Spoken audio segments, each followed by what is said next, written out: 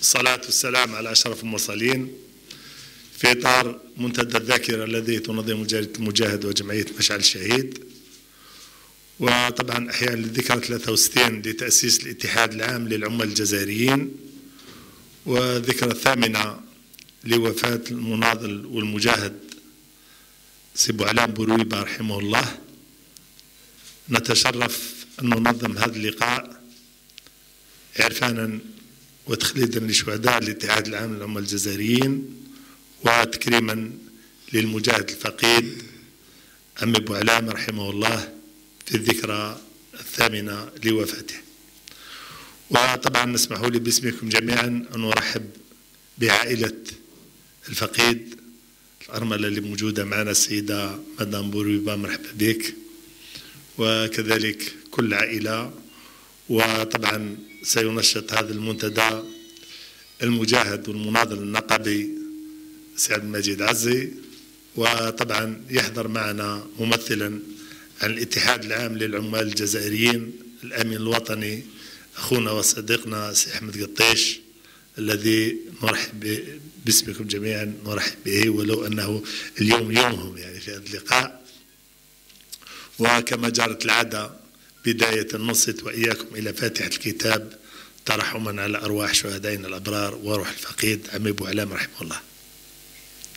أعوذ بالله من الشيطان الرجيم. بسم الله الرحمن الرحيم. الحمد لله رب العالمين الرحمن الرحيم مالك يوم الدين إياك نعبد وإياك نستعين اهدنا الصراط المستقيم صراط الذين أنعمت عليهم غير المغضوب عليهم ولا الضالين.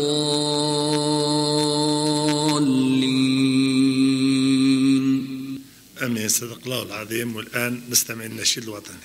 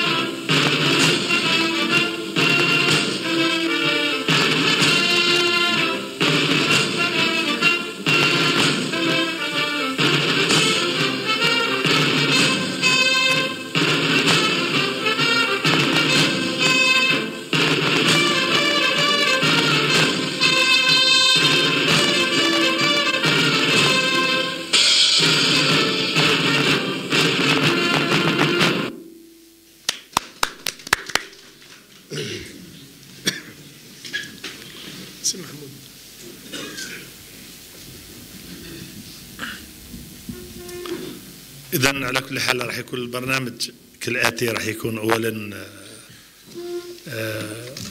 مداخلة انترفونسيون تاع المجاهد سي عبد المجيد عزي، ثم يكون تكريم رمزي من طرف جمعية مشعل الشهيد والاتحاد العام للعمال الجزائريين لعائلة الفقيد سي بوعلام اللي تحضر معنا الأرملة ديالو، ثم يكونوا شهادات أو كلمات حول الفقيد سي بوعلام بورويبة في هذه المناسبة. فسي عبد المجيد بارك الله فيك، دائما حاضر معنا في مثل هذه المناسبات، وتفضل. شكرا. بسم الله الرحمن الرحيم. صلاة والسلام على أشرف المرسلين. إخواني أخواتي، السلام عليكم جميعا. Bourouiba Boualem, mon aîné, mon maître et mon ami, à qui nous rendons hommage aujourd'hui, fut une grande figure emblématique du syndicalisme algérien. Il fait partie de la génération de tous ces patriotes qui ont sacrifié les plus belles années de leur vie pour que l'Algérie soit débarrassée du colonialisme. Il est né le 24 février 1923 à El Kseur, au wilaya de Béjaïa, employé au chemin de fer algérien, SNCFA. Comme son père, il s'éveilla vite au militantisme, puisqu'il intégra très jeune le Parti populaire algérien, le PPA et le MTLD, avant de s'affilier à la CGT, toujours avec cet ardent désir de défendre la liberté et la dignité des travailleurs. C'est au sein du milieu familial que l'adolescent se forgea une personnalité. Mon père, disait-il, parlait souvent des difficultés rencontrées durant son jeune âge pour gagner sa vie. Il dut occuper une dizaine d'emplois précaires avant d'être embauché au chemin de fer algérien de l'État. À l'époque, il s'appelait le chemin de fer algérien de l'État.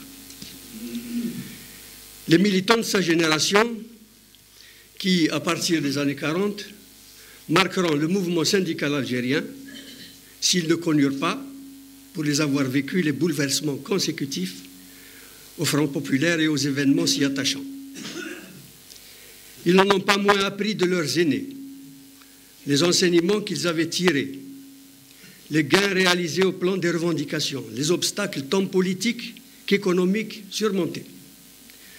Ces militants vont grossir les rangs de la CGT, de Force ouvrière et de la CFTC, du SNI, c'est le syndicat national des enseignants, en attendant de constituer plus tard la colonne vertébrale de l'UGTA. Il effectuera en novembre 1952 son service militaire au Maroc, parmi les tirailleurs marocains. Mais à son grand bonheur, il ne fit pas partie de la fameuse compagnie d'Italie pour aller combattre à Monte Cassino. Démobilisé en novembre 1945, il fait son entrée au PPA en décembre 1945, où son frère militait déjà. À l'époque, disait-il, j'étais à Saint-Eugène et on venait juste de sortir du massacre du 1er mai 1945 à Alger, dont l'un des martyrs, Ziar Abdelkader, habitait notre quartier. Cela nous a profondément touchés, disait voilà. Il entre au chemin de fer en 1946 et dès sa première paye, il s'offre la carte et le timbre proposés par le délégué CGT. Il disait que c'était une obligation plutôt morale, car à l'époque, il y avait des restrictions. Comme le syndicat distribuait des rations de force, sorte de complément alimentaire, il était de notre intérêt d'être syndiqué. Il allait rapidement découvrir que la corporation des cheminots sortait du commun. Elle s'était taillée par sa combativité une solide réputation, et ce, depuis le début du siècle. Il rejoint ensuite sa nouvelle affectation en gare de Bouira, où il poursuit son militantisme, et qu'il quittera en octobre 1947 pour être affecté, à la suite d'un concours, dans les services de la Direction générale des CFA à Alger. Dès son arrivée, il apprend que ses amis du parti l'avaient choisi pour figurer dans les listes électorales à Saint-Eugène, Bollorine actuellement. Il est largement élu et exercera 2 mandats en tant que conseiller municipal.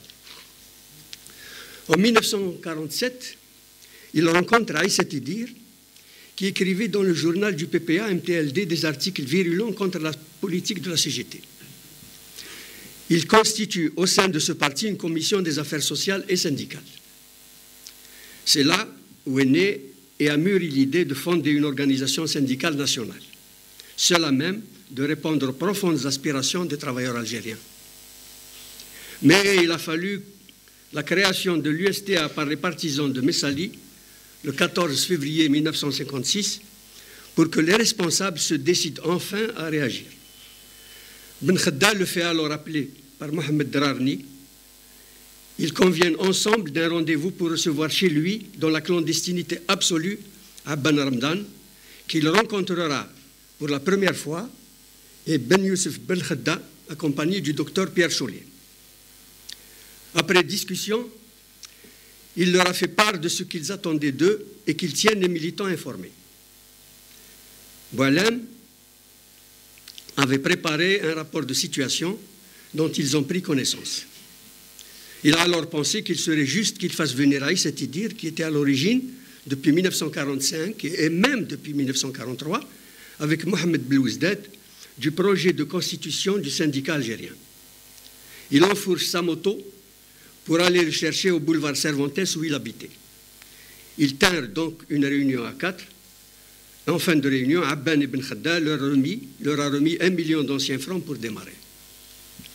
Le 24 février 1956, ils étaient une cinquantaine de membres à se réunir en congrès près de Kichawa, dans un local mis à leur disposition par l'UDMA, sous la présidence de Aïssa Tidir.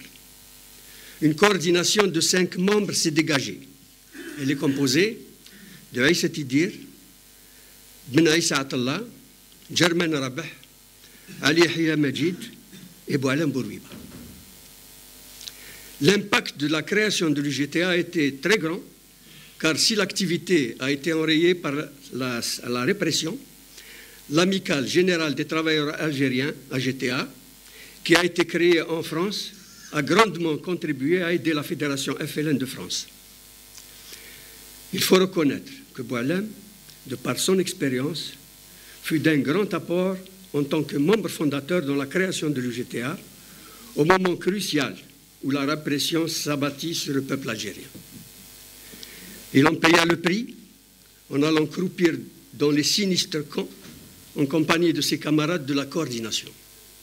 Il fut arrêté le 24 mai 1956 avec Aïssa Tidir et toute la commission exécutive.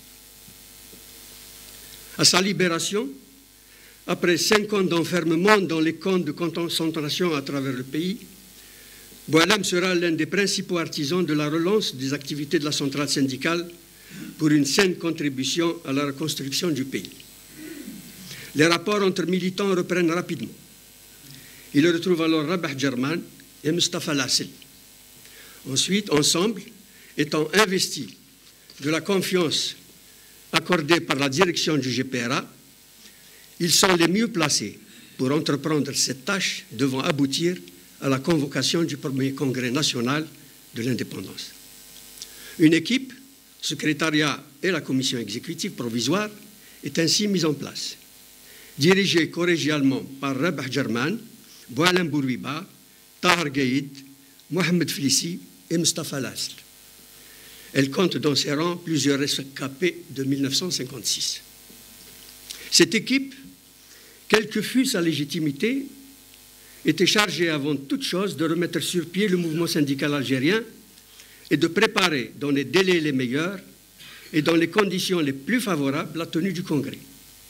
Il se déploie aussitôt pour réanimer les syndicats de base dans les entreprises, les chantiers et dans la fonction publique afin que soit assurée la reprise du travail fixée au 19 mars 1962, en veillant à la sécurité de l'outil de travail menacé par le départ massif des pieds noirs et par les velléités destructives de l'OAS, une tâche ardue et périlleuse menée avec courage et abnégation en dépit des difficultés immenses rencontrées.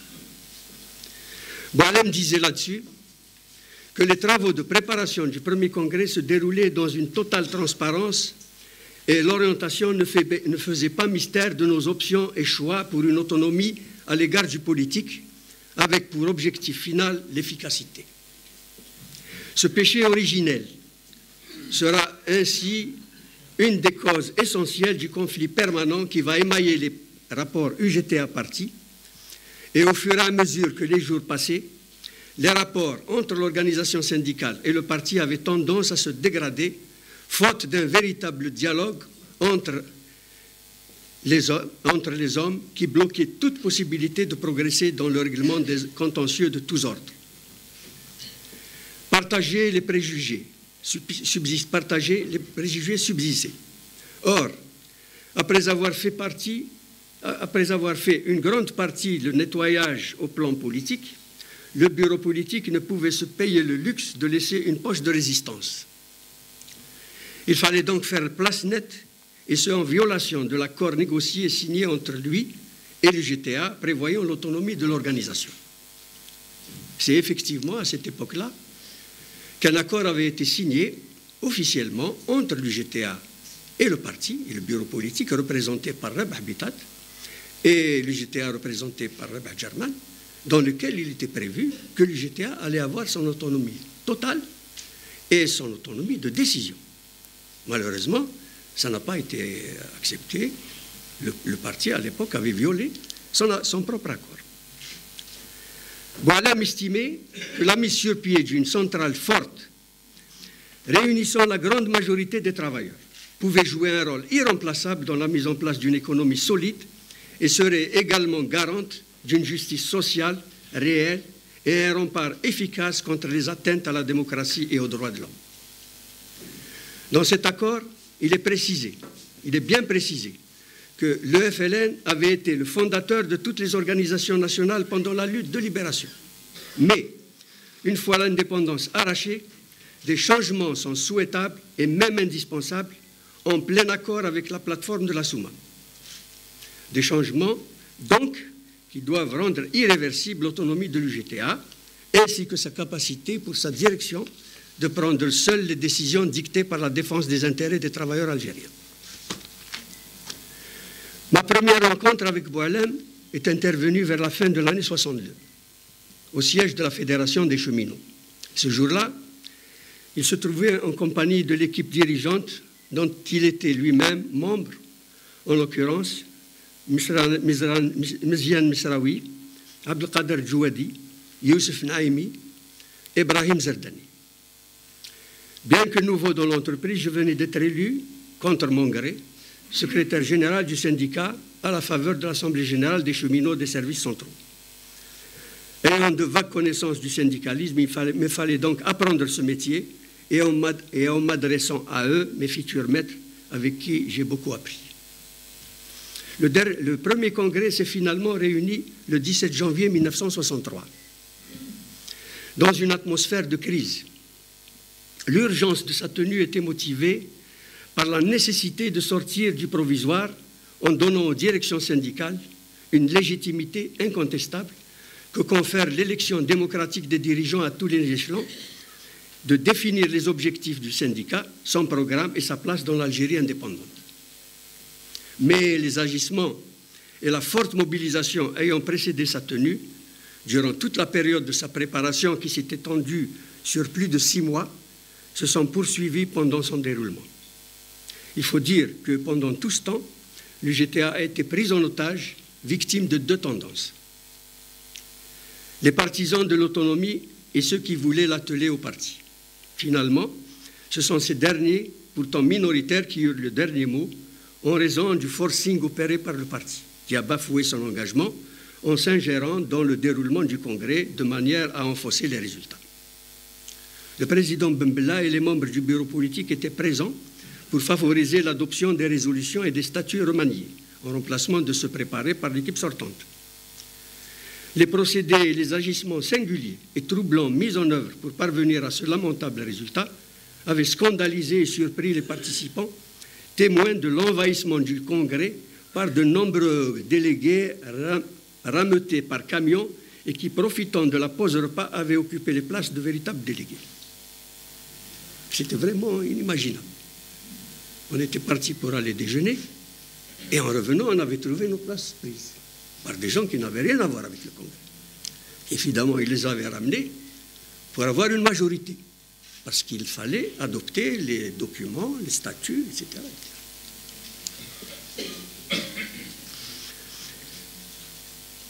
Le résultat fut le maintien de l'UGTA dans le gérant du parti en tant qu'appareil au service de sa politique, en parvenant du même coup à se débarrasser de tous les éléments gênants qui l'accusent de vouloir former une opposition politique. Boualem et les partisans de l'autonomie furent donc poussés à la sortie. Seuls German et Flissi furent reconduits dans le nouveau secrétariat. Lorsque se réunit le deuxième congrès, le 23 mars 1965, l'équilibre des forces politiques avait changé à la tête de l'État. Pour Bembella, le danger paraît désormais Boumediene, ministre de la Défense, et l'armée qu'il contrôle.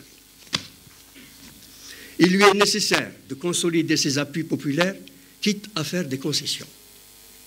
Boualem et ses compagnons n'étaient pas restés inactifs. Dès le lendemain du premier congrès, ils avaient rejoint leurs bases respectives pour continuer à militer. Boualem avait repris sa place au secrétariat de la Fédération des cheminots. Il faut dire aussi que le président Bembella fut très déçu par le maigre résultat réalisé par l'équipe qu'il avait lui-même désignée. Mais il fera la démonstration qu'il n'avait tiré aucune leçon de cet échec. Alors que les assises s'étaient tenues après une vaste et profonde préparation, à l'heure où le choix de la nouvelle direction se pose, le président secrétaire général du parti avait des poulains qu'il tenait à imposer, mais également des militants à écarter du poste de responsabilité. Heureusement, des responsables influents au sein du bureau politique et du gouvernement avaient réussi à le dissuader. C'est ainsi qu'il n'a pas pu s'opposer à la composition du nouveau secrétariat élu démocratiquement.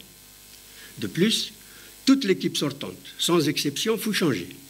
Même le candidat qu'il voulait imposer au poste de secrétaire général n'est pas accepté, car Bourguiba Boualem était celui que la majorité des congressistes avaient prévu pour occuper ce poste.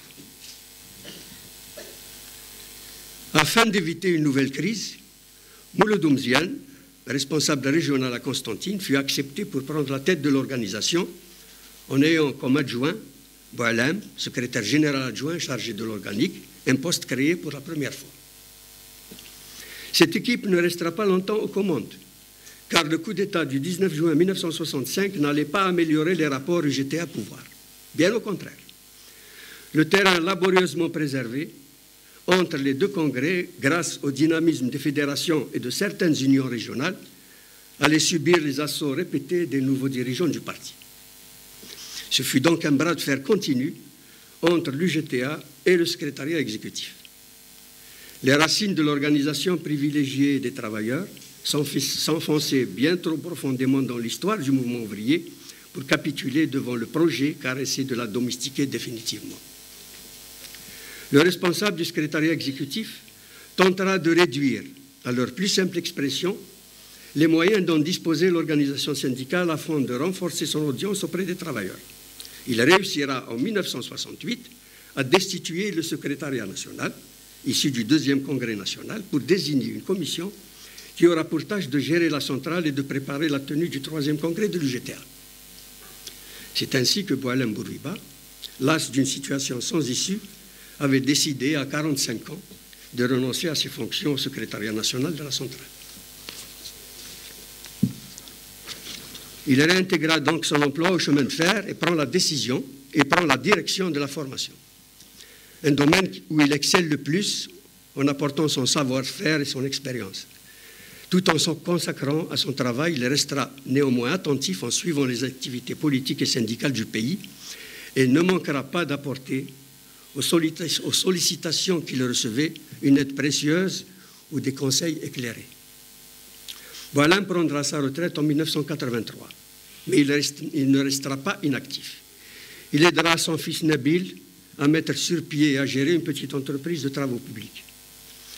Les événements d'octobre 1988, suivis de la nouvelle constitution de février 1989, qui instaura le pluralisme politique, raviva son intérêt. Il participera à la conférence consultative du 10 janvier 1990, organisée par le secrétariat national de l'UGTA avant la tenue du 8e congrès du 26 au 29 juin 1990. C'est à la faveur de ce congrès que Abdelhak Ben Hamouda sera élu secrétaire général de l'UGTA, une organisation libérée de toute tutelle, un rêve longtemps caressé par Boualem et ses compagnons et qui enfin est devenu réalité. À cet égard, Abdelhak Ben Hamouda avait réussi à conquérir son estime en incarnant le militantisme syndical véritable. Boualem était séduit et admiratif devant sa lucidité, son courage, et parce qu'il tenait un discours cohérent, s'appuyant sur des mots simples et justes que les militants retiennent. De ce point de vue, il est vite apparu comme rénovateur de l'action syndicale et l'initiateur d'une sorte de parité avec les autres décisions. Il était parvenu à imposer la centrale comme un partenaire de plein exercice, effaçant ainsi la détestable image d'une institution alibi, habituée au soutien et reniement selon les saisons des pouvoirs.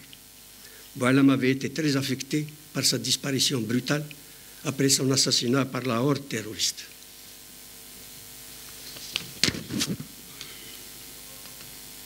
En 1992, après le retour au pays de Mohamed Boudiaf, il sera nommé au Conseil consultatif national.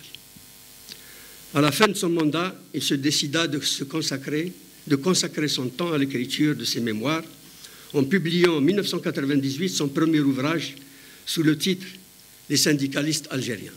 Il est là.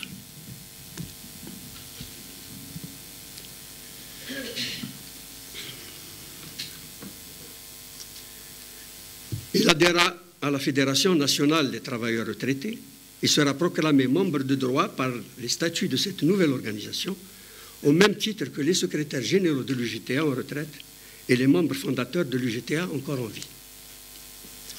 Lors de la commémoration du 50e anniversaire de la création de l'UGTA, le 24 février 2006, Boualem n'est pas présent, alors qu'il devait recevoir, lui et les secrétaires généraux successifs de l'UGTA et un membre fondateur de l'UGTA, en l'occurrence Slimane Rabba, des mains du président Bouteflika, la médaille de l'ordre de mérite national, l'Achir. Pourquoi l'avait-il refusé, même après la cérémonie, lorsque le secrétaire de l'UGTA, Sidi Saïd, l'ayant reçu à sa place, avait voulu la lui remettre? Par ce geste, Boualem avait tout simplement voulu exprimer son indignation et protester contre la discrimination dont furent victimes ses compagnons, Tahar Gaïd, Mayouf Hannachi et Nassima Hablal, membres fondateurs de l'UGTA, qui n'avaient pas figuré parmi les récipiendaires. Ce n'est qu'après sa disparition survenue le 19 février 2011 que la décoration, restée pendant tout ce temps dans l'armoire du bureau de la FNTR, avait été remise à sa famille. Mustafa Al-Ashraf a su trouver les mots justes pour le décrire dans la préface qu'il a consacrée à son remarquable ouvrage « Les syndicalistes algériens », édité par l'Harmattan en France en 1998, puis par l'ENAG Édition, Dahlab Édition pour l'Algérie en 2001. Il est, écrit-il, de ces personnes rares qui ont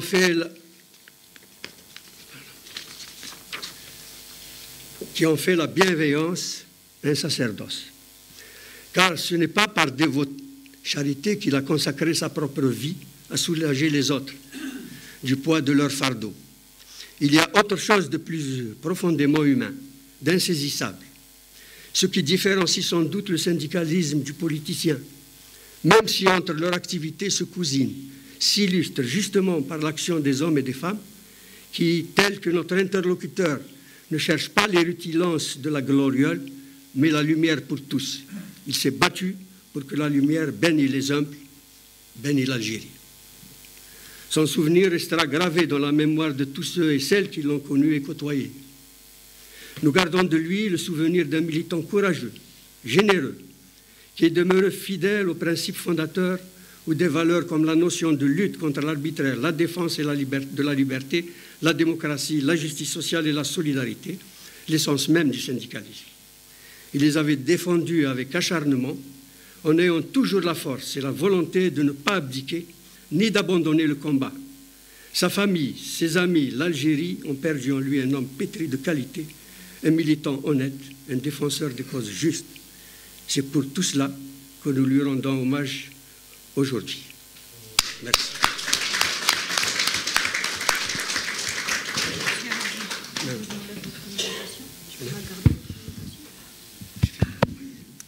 شكرا سعد المجيد عزي على هذه المداخلة القيمة. فقط سبحان الله شوف يعني ساعة سي بوعلام زائد le 24 février 1923 ولا كرياسيون تاع لي جي تي ا لو 24 فيفريي 1956 يعني عيد الميلاد تاع عمي بوعلام جاء مع عيد الميلاد تاع لي جي تي ا وتوفى تاني ربي يرحمه مواد فيفريي وحنا اليوم لو 19 فيفريي نديرو لقاء هذا لوماج المتواضع ولكن الشيء اللي يهمنا أن نكونوا دائما إن شاء الله أوفياء للرجال سورتو اللي خدموا الوطن سواء أثناء الثورة أو بعد الاستقلال. كما قلت مسبقا نديروا ان بتيت اوماج مع السيدة فريدة مديرة المنتدى وممثل الاتحاد العام للعمال الجزائريين. نكرموا العائلة تاع عمي بوعلام ثم نواصلوا بكلمة لممثل الاتحاد العام للعمال الجزائريين خونا سي احمد قطيش ثم شهادات تاع رفقاتها. المجد.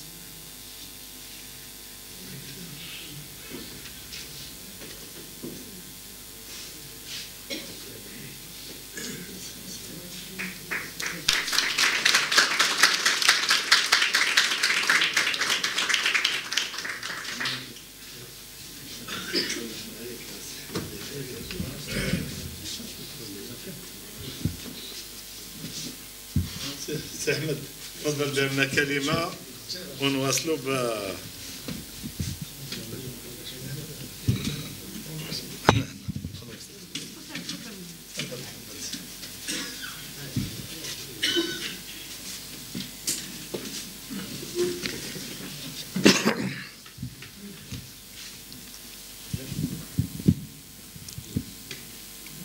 كل حال سي احمد قطيش ممثل الاتحاد العام للعمال الجزائريين امين وطني ربما في كلمه بالمناسبه وتكريم تاع عمي بوعلام ربي يرحمه.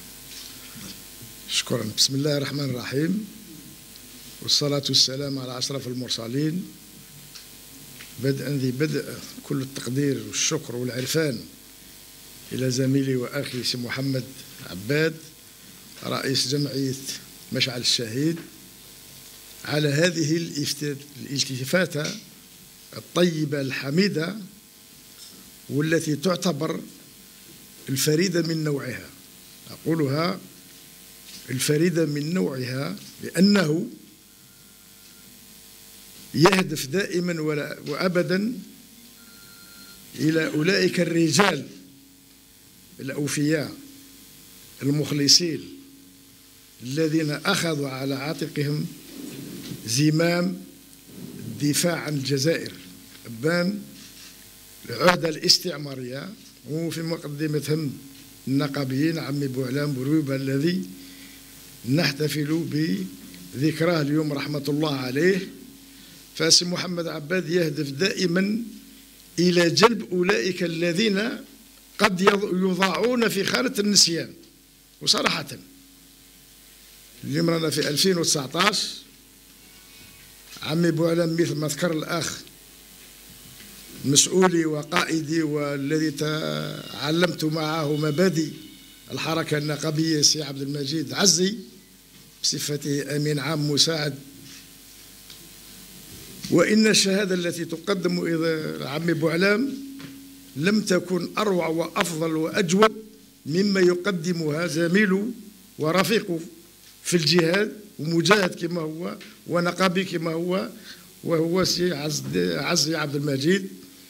أنا من جيل الاستقلال على كل، لكن الشيء اللي قاموا به ولازم نقوموا به وهو عدم معرفة تاريخنا، تاريخ شهدائنا ما قاموا به.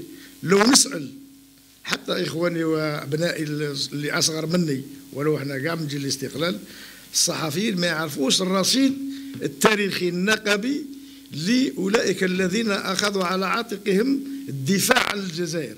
لأن الحركة النقبية عمي عزي وسي بوعلام وما أكثرهم الذين ذكرهم في مداخلته أثناء الثورة التحريرية لم يكونوا يدافعون على المصالح المادية للعمال، يعني مثلا علاوات منح أجور إلى آخره مثل ما تقوم العديد من النقابات، بقدر ما كانوا يلتفين حول الدفاع وتحرير الجزائر، الإنسان الجزائري واسترجاع أراضينا في مقدمتهم. وهنا تبان يعني روح المواطنة وقيمة المواطنة ودقة المواطنة في استرجاع ما أخذ بالقوة من طرف الاستعمار. وانتم مثل ما ذكر أمي عزي في المداخلة نتاعو رفض حتى وسام الاستحقاق الوطني. رفضوا علاش؟ لأن الحركة النقابية لما في الثورة التحريرية صعدوا كان الهدف تاعهم أنهم يدافعون على تحرير الجزائر، ولا يمكنه في أي حال من الأحوال أن ينسى أولئك الذين رافقه في الكفاح والنضال. وهذه هي الشيء اللي يعني صراحة الإنسان يفتخر به وتفتخر به الاتحاد العام للعمال الجزائريين. لولا هؤلاء رحمة الله عليهم ومنهم من مازال على قيد الحياة ربي يطول في عمره مثل عمي عزي لما وصلت إليه الاتحاد العام للعمال الجزائريين. وهنا يجي الدور الحقيقي التاريخي للاتحاد العام للعمال الجزائريين، أنه لم يقف في يوم ما في موقع المتفرج كلما دعت الضرورة بالمصلحة العليا للبلد. والدليل معروف من الثورة التحريرية، عندنا رصاد يعني قوافل من الشهداء في على رأسهم عيسى تيدير، أيام العجاف، أيام التختيل، أيام التذبيح، أيام تحطيب البنية التحتية، في أيام العشرية السوداء عبد الحق بن حمودة ومعاه ما يقرب من 657 شهيد نقابي من بينهن 20 امرأة. والعمل النقابي مازال متواصل والحركة النقابية مازال متواصل في مقدمة نشاطاتنا حاليا، وهو وحدة البلاد، استقرار البلاد، أمن البلاد، تمسك البلاد، كل القوة الحية للدفاع عن الجزائر ورفع كل التحديات ضد المكائد والتحرشات التي تحاك ضد الجزائر تحت ظل فخامة رئيس الجمهورية المجاهد عبد العزيز بوتفليقة. شكرا، بارك الله فيك. بارك الله فيك. شكرا، بارك الله فيك سي أحمد. ويحضر معنا الهستوريان سي دحو جربال اللي ربما خدم كثير على سي بوعلام برويبة والنضال النقابي. ماذا بينا يجي يتفضل يدير لنا كلمة أو شهادة. بارك الله فيك سي أحمد. سي أحمد تفضل لهنا، تفضل صالح. دونك نواصلوا بسي دحو جربال. سي دحو جربال معروف بالعمل الأكاديمي، عمل كبير يقوم به في التاريخ، ولهذا يشرفنا كثير باش يكون معنا في هذه الصبيحة. فقط أنا مادامنا اليوم نتكلموا عن النقابة، أنا ماذا بيا تكونوا انتيم كامل، راح نكلفوا السي عبد المجيد عزي مرة أخرى. العام هذا عندنا 60 انيفرسال تاع عيسى تيدير تاع الاستشهاد تاعو، سي لو 29 جويي 59 هكذا. دونك ان شاء الله يحيينا ربي وطالة العمر كما يقولوا دائما. انا ناكد على هذه لو 29 جويي اذا حيانا ربي سي عبد المجيد ان شاء الله تتحفنا بحاجه كما تاع اليوم على سي عيسى تيدير ربي يرحمه. دونك رانا ونخليو سي دحو جربال يواصل معنا بشهادة أو مداخلة على سي بوعلام بورويبة ربي يرحمه. بارك الله فيك. إذن أولا يعني متشرف شرف كبير في هذه الدعوة اللي لحقتني البارح فقط، ما قدرتش نحضر يعني شيء ملموس فيما يخص لقائي ومعرفتي بالمناضل بوعلام بورويبة في المدى الطويل. بالخصوص يعني نشكر الأخ والصديق عبد المجيد عزي في هذا التقديم لمسار هذه الشخصية النقابية والتاريخية في تاريخنا المعاصر، في تاريخ الحركة الوطنية وفي تاريخ الاستقلال الجزائر. هذا الشيء هام جدا، وتعريف بهذا النوع من المناضلين والمناضلات هو الآن قليل جدا ومعدوم في ما يخص الإعلام وحتى في التدريس، في التعليم، في كل الأطوار. والدليل هو أن الكتاب الذي قدم لكم سابقا نسخة منه لم يوجد حاليا في أي مكتبة خاصة في الجزائر العاصمة أو في المدن الأخرى.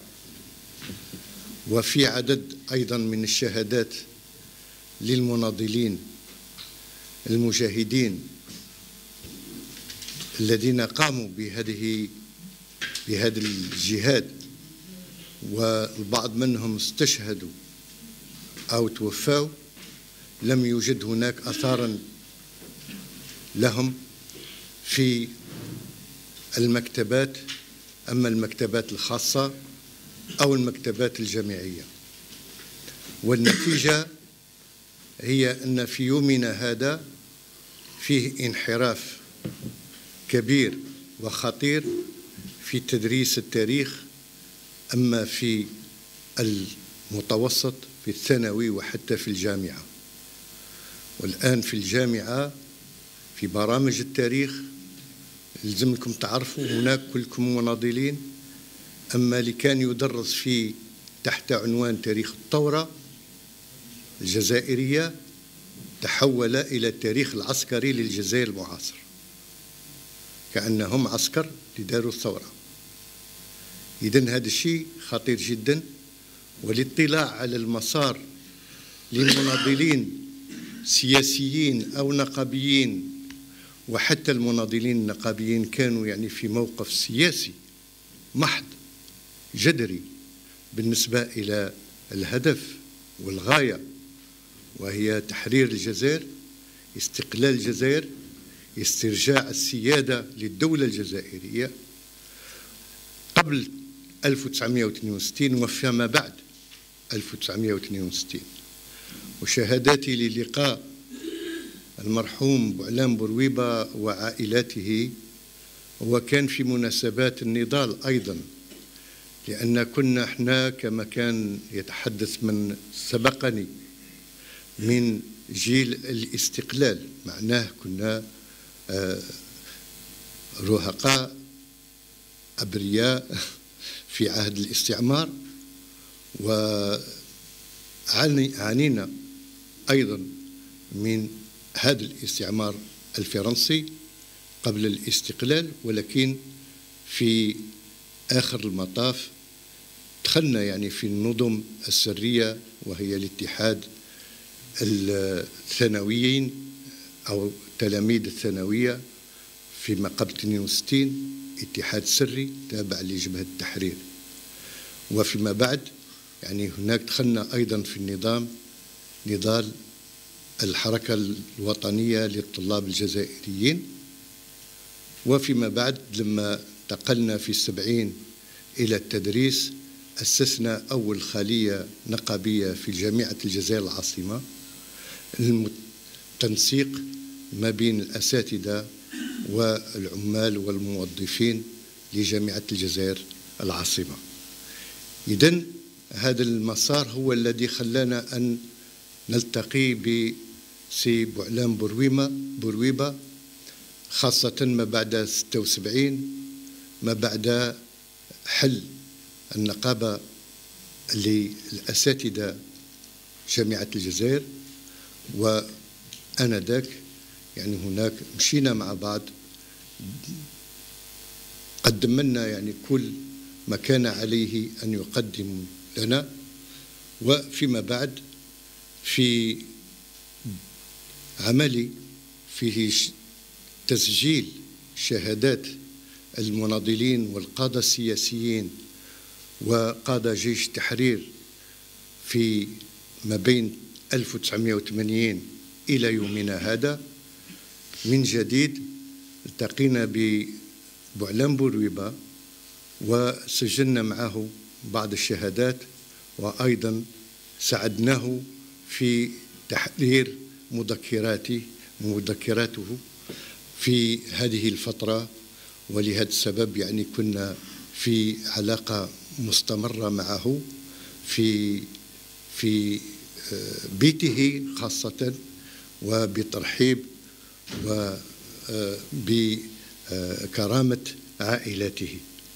إذن لو سمحتم، هناك أيضا في هذه الفترة وخاصة في التسعينات نشرنا مجلة تحت عنوان مجلة نقد لدراسات والنقد الاجتماعي، وفي العدد الرابع منها التقينا ببوعلام بورويبة وطلبنا منه أن يقدم لنا شهاداته بالنسبة إلى العلاقة ما بين الاتحاد العام للعمال الجزائريين وجبهة التحرير الوطني قبل 62 وما بعد 62، علاقة الاتحاد العام للعمال الجزائريين مع السلطة الحاكمة، الرئاسة، جبهة التحرير وحزب جبهة التحرير فيما بعد.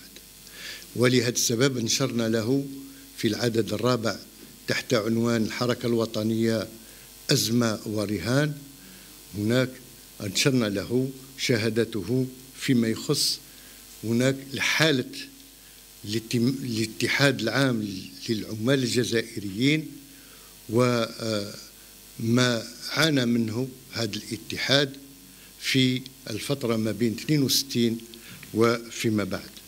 ولهذا السبب لو سمحتم، هناك في هذه المناسبة بودي أن نقدم لكم بعض الفقرات بطريقة موجزة لهذا المقال اللي هو يلتحق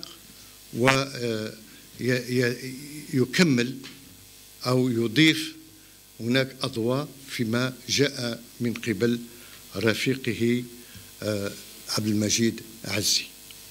يقول هناك في عنوان هذا الفصل الأول في افتتاحية هذا المقال الذي نشر وفيما بعد ربما ينشر على السلك انترنت في ما يسمى اوبن نقد، يعني هناك الاتصال بمجلة نقد بطريقة مباشرة ومجانا على انترنت. اوبن نقد يعني فيما بعد لمن يريد هذا العنوان يمكن نمدله فيما بعد الجلسة هذه. هذا المقال يبدأ بعنوان voir clair pour se définir. Voir clair pour se définir. Une question que certains d'entre nous estimaient importante devait être tranchée.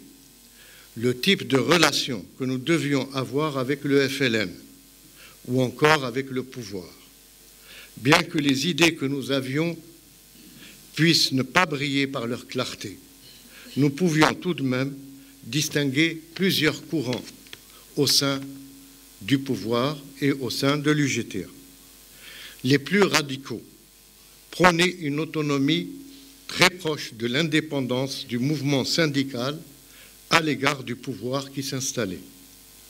Les plus nombreux étaient issus de l'ex-PPA-MTLD.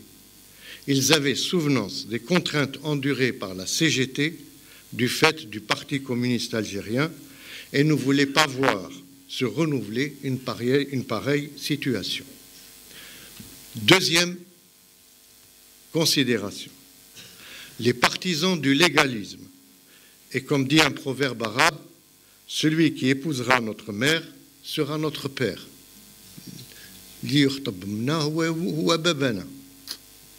Ceux-là préféraient rallier carrément les détenteurs du pouvoir présent et leur faire confiance par habitude, par discipline, par calcul ou simplement par crainte des conséquences que génère une opposition. D'autres estimaient que la lutte contre les Français suffisait. Plus question maintenant que nous étions indépendants de dire non. Il était temps de changer la négation par l'approbation. Ceux-là feront une longue carrière dans leur nouvelle profession et à force d'adaptation, de concession et d'abdication, ils se feront une place proche du roi Soleil. Peu importe d'ailleurs lequel était ce roi Soleil. Troisièmement, d'autres enfin, frottés à la doctrine marxiste, imprégnés de grands principes généreux du socialisme, penchés vers la transformation du mouvement syndical en un parti politique révolutionnaire. Parmi eux, des camarades formés à l'école des syndicats français brillaient par la clarté et la qualité de leurs interventions. Ils donnaient à nos confrontations des bases de discussion plus riches, plus sérieuses, plus scientifiques, mais malheureusement éloignées, trop éloignées des réalités du moment et des possibilités qu'offrait l'Algérie en 1962. Quatrièmement, il y a encore 2 points, je m'excuse de prendre de votre temps, il y a également, ne l'oublions pas, les ex-militants de la CGT écartés de toute responsabilité depuis 1956. Maniant l'encensoir à l'égard du pouvoir naissant, ils choisirent de le soutenir à outrance, allant au-devant des désirs de ce dernier et y jouant à la mouche du coche. Il leur fallait parvenir dans les meilleurs délais à couvrir d'une chape opaque le rôle qu'ils jouèrent ou ne jouèrent pas pendant la guerre de libération. 5e point, et je prends qu'une petite partie, nous citerons le rôle tenu par les étrangers dans cette période de l'Algérie où l'Algérie, et particulièrement Alger, bouillonnait littéralement. Des hommes, des femmes, jeunes, le plus souvent des universitaires, tournaient autour de tous ceux qui pouvaient intervenir dans le choix et l'application des options de l'Algérie nouvelle. Et point 6, et le dernier point, ici, à côté de ces militants sincères, nous avons également hérité d'une faune, le plus souvent manipulée par les divers services spéciaux du monde occidental, venus en Algérie, terre promise aux expériences, mettre en application des théories rejetées par ceux à qui ils voulaient les offrir. Nous pouvions être une proie facile, car la gravité de l'heure, la complexité des problèmes et leur nombre incalculable nous incitaient à recruter des éléments capables de nous aider dans cette tâche.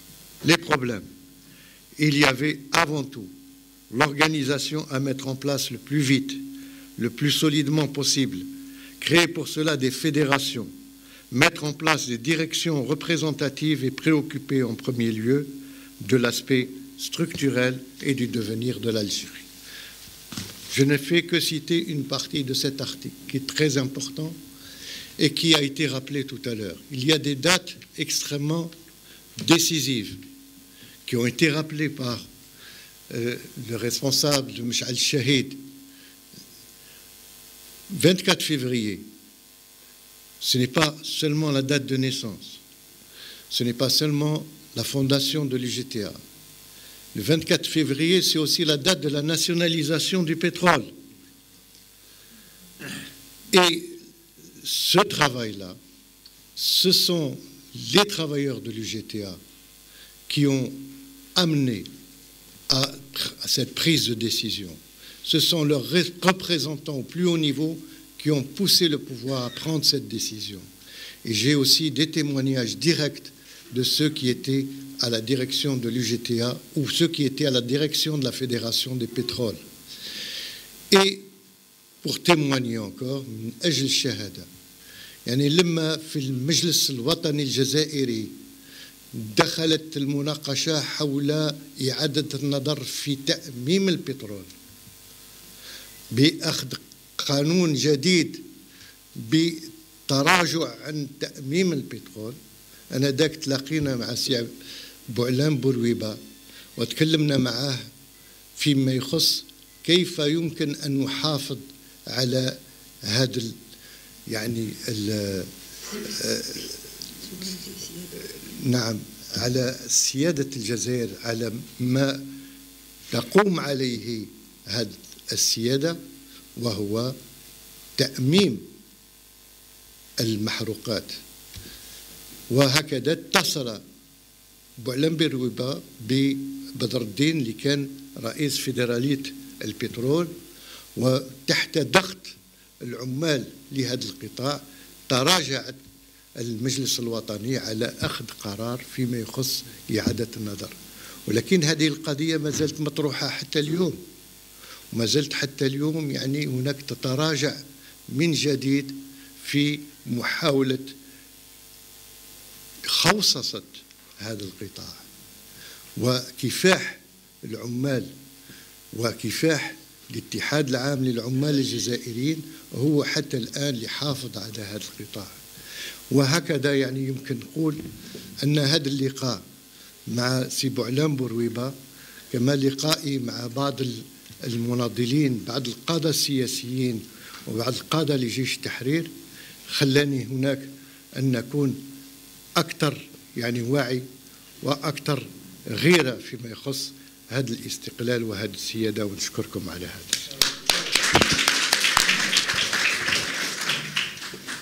يعطيك الصحة سيد حوجر بال على هذه الشهادة وفي نفس الوقت المداخلة. وطبعا من الناس اللي حضروا ووقفوا على هذا اللقاء خونا سي نور الدين اللي راح يدير كلمة باسم العائلة، باسم عائلة عمي بوعلام بورويبة. بعده نطلب من العائلة باش ياخذوا صورة تذكارية مع بعض.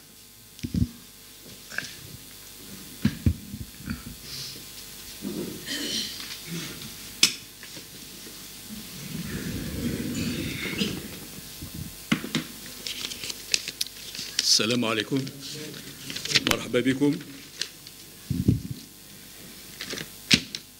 نلقيها عليكم باللغة الفرنسية على كل حال.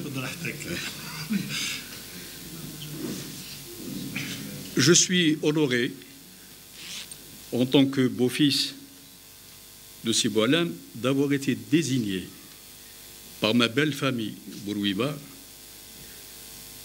et notamment par ma belle-mère pour dire en leur nom ce modeste mot de remerciement pour cet hommage rendu à Sib Boualam Bourouiba à l'occasion de l'anniversaire de son décès il y a de cela 8 ans et qui coïncide, quel heureux hasard, avec le 63e anniversaire de la création de l'UGTA pour laquelle il a tant donné.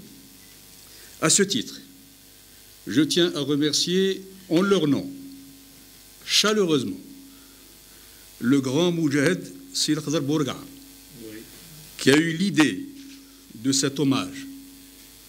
Je tiens à remercier en leur nom le journal El Moudjahid et l'association Mash'al Shahid, avec à sa tête c'est Mohamed Abad, d'avoir permis la réalisation de cette idée.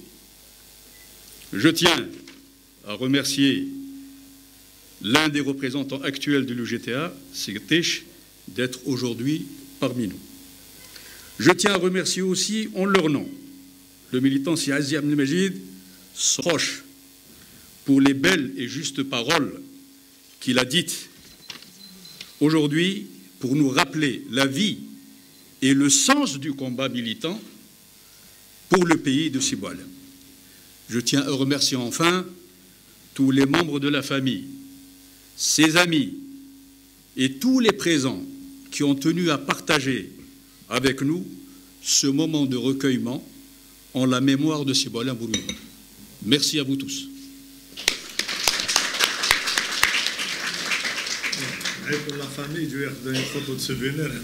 Avec ça.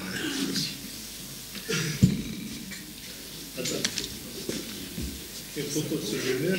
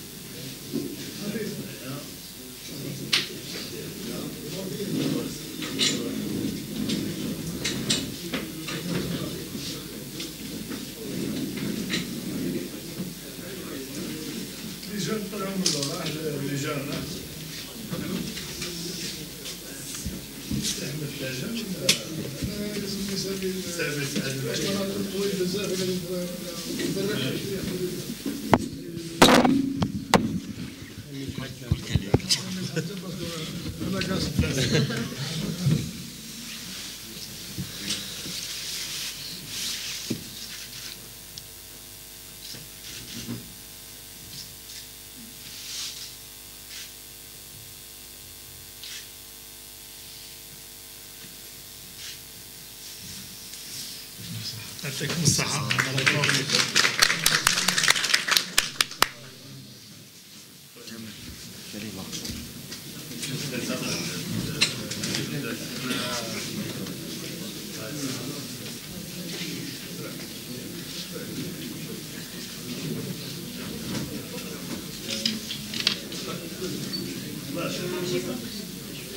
J'ai pas.